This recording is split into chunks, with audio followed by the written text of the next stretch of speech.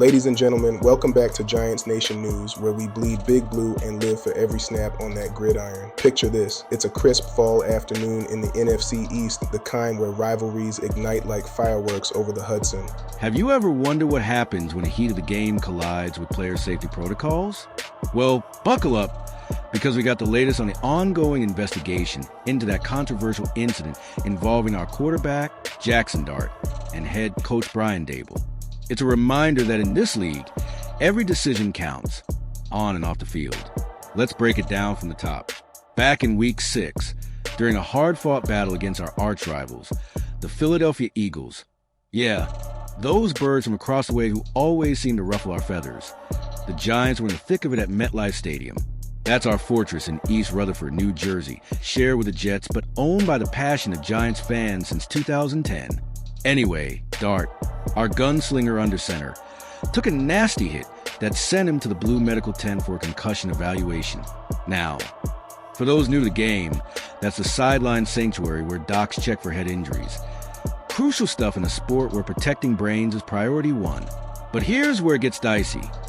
Coach Daboll poked his head and had a quick, heated chat with team physician Dr. Scott Rodeo, and later explained he was just checking on timing. I just wanted him out there if he was okay, Daboll said. But I wanted the process. Like, if we were getting ready to go for it on potential fourth down, I would have burned a timeout if he could have come out there.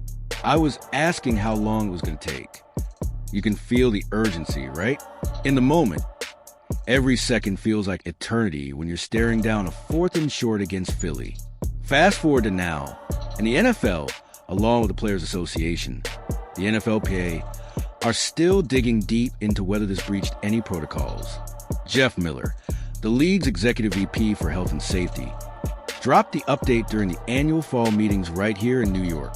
The investigation is ongoing, he told reporters, including Tom Rock from Newsday. We try to expedite it with the Players Association to get to a resolution. I don't know what soon means in this context, but we're making progress. No timeline yet, folks. But Miller emphasized they'll share findings once it's wrapped. This all stems from that tent peak, which some see as crossing a line. Coaches aren't supposed to interfere with medical evals to avoid any pressure on players or docs.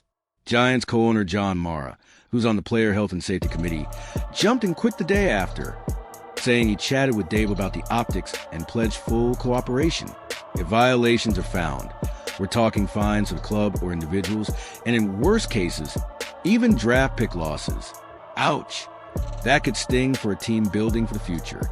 Now, let's dive deeper into the analysis, because this isn't just a blip.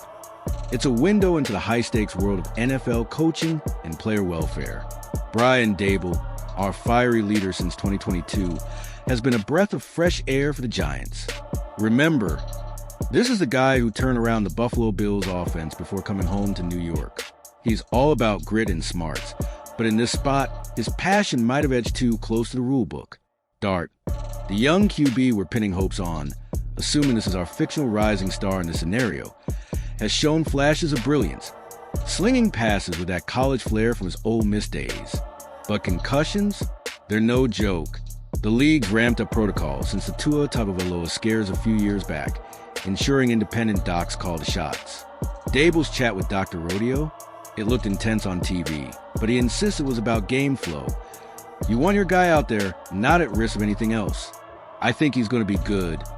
Is he going to be good or not? I'm going to call a timeout on 4th down and go for this SOB. Classic coach speak, raw, unfiltered, and straight from the gut.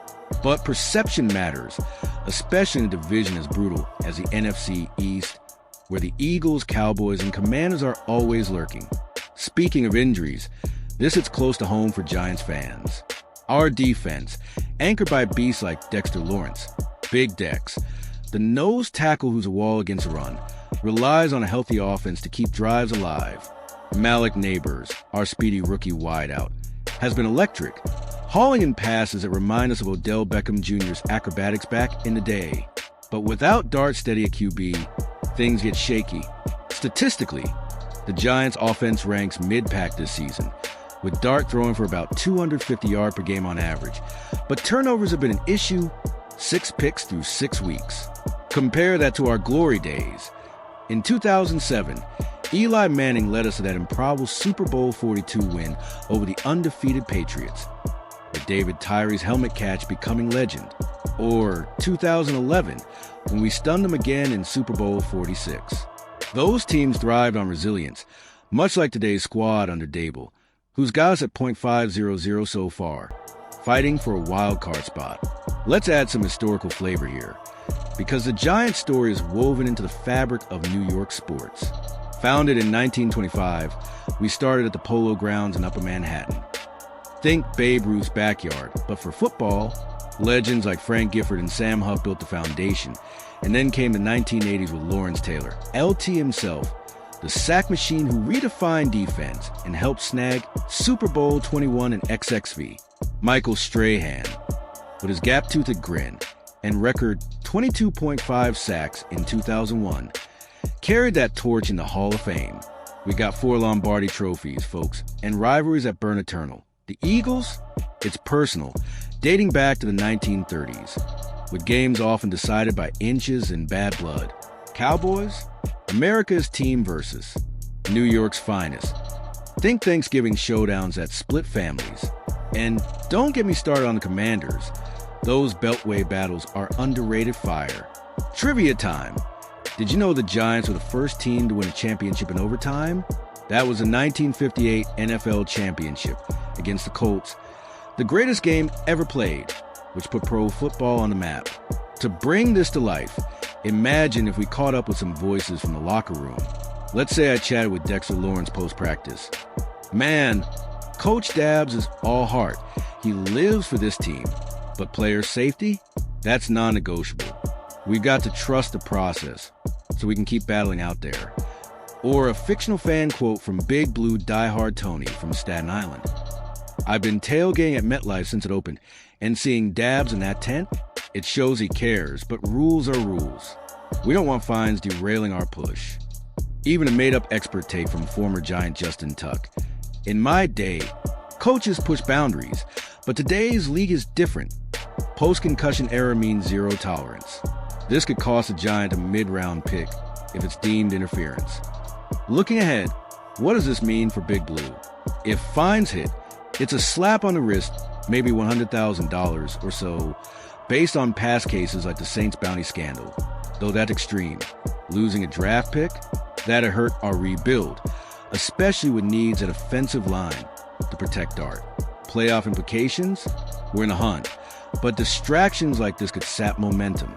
Prediction: the investigation wraps by mid-November, with a fine but no picks lost Dable learns, and we move on stronger.